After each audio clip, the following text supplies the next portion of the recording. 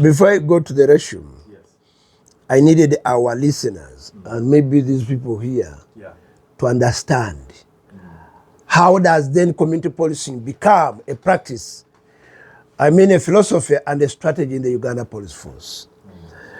I was giving you the history of the Uganda Police Force. That's right. However, the departure, fundamentally, I want you to get this. Yes.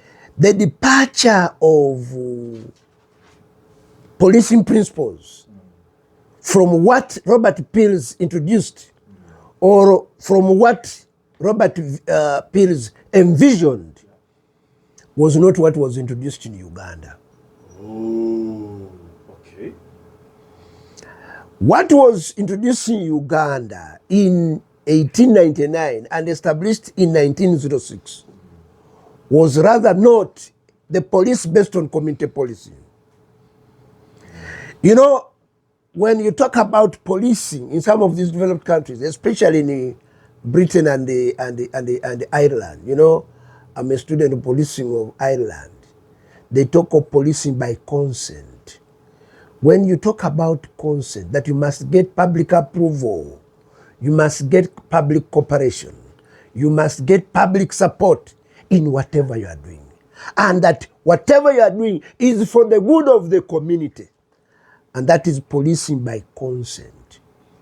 However, when the police was introduced here in Uganda, the element of community involvement was not there.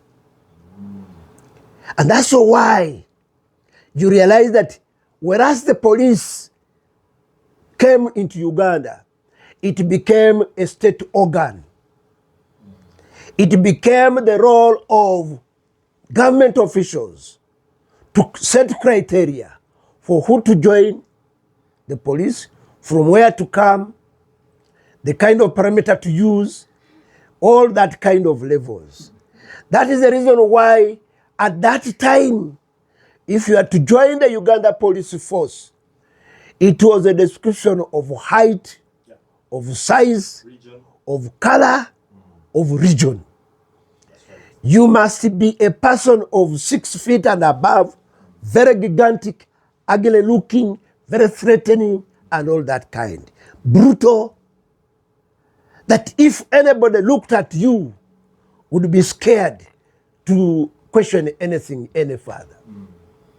So that kind of parameter, later on, and of which it was initiated by the colonialists, even led to how the mode of recruitment of who were joining the police. And that is the reason why most dominantly they were northerners and later on easterners. They did not even care for the educational background for those who were joining.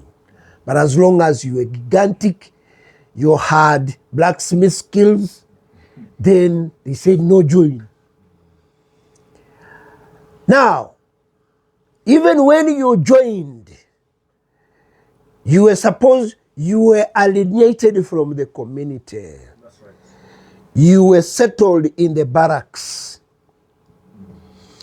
That is the reason why you see the barracks became very paramount for the police to stay in. And what happened for the practitioners, they were leaving the barracks, from the barracks to police station, and from the police station to the barracks, full stop. There was no interaction between them and the community. And this totally endangered the relationship. This totally alienated police connection to the community and made the community to have a great resentment against the police. It is a little wonder, even up to today, when we are even conducting community policing, people were breastfed on that colonial mentality of presumption, of presuming that the police is for them, whereas they are for this way.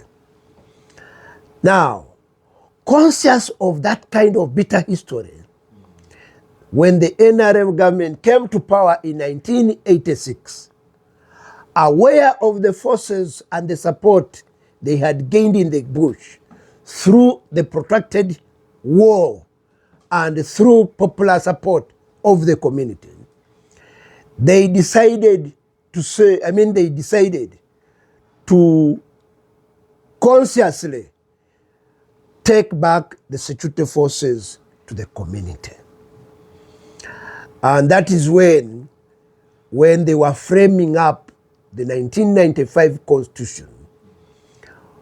The framers of the Constitution then created the Uganda Police Force and said, Article 211, there shall be the Uganda Police Force, which shall be nationalistic, patriotic, professional, productive, among other values. But among our roles in 212, A, the Uganda Police Force shall, A, protect life and property, B, preserve law and order, C, detect and prevent crime. But above all, the D, the Uganda Police Force shall cooperate with all civilian authorities, other security agencies, and the population generally in the fulfillment of our mandate. So this is the legal instrument that leads to the practice, to the creation, to the philosophy of community policing. And then when you look at the role of the citizenry, in chapter 4, is it chapter 4? I think Article 4 of the Constitution. I'm not so sure, but particularly Article 17. Article 17, among the roles of the citizenry, it says that every citizen shall cooperate with the security in the maintenance of law and order.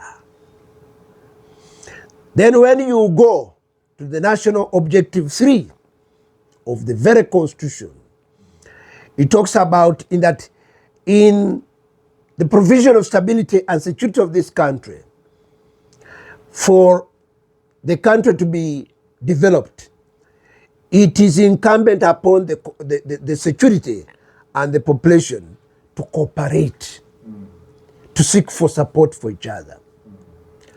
So this is the legal framework which ensures that we must come back to you, we must work with you, we must ensure that we stay with you. Definitely there are other legal framework, like when you look at the Magistrate Court Act, the LOC1, especially of the 2006.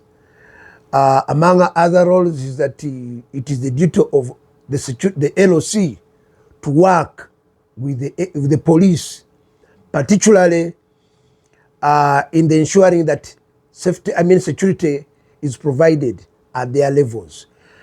That is the reason why you realize that even among other roles of the LOC, there is a secretary for security in every village. It is incumbent upon that secretary for security to work hand in hand with the police to ensure safety and stability of the village, not the police alone. Although in most instances they presume, and you see, like I've told you, it is a kind of colonial hangover where even people assume that even when you are an LOC, it is the police doing your work. No.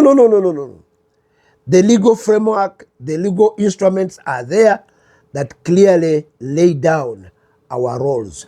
The only thing is that we are commutative. We must work together to ensure that this is done. Now,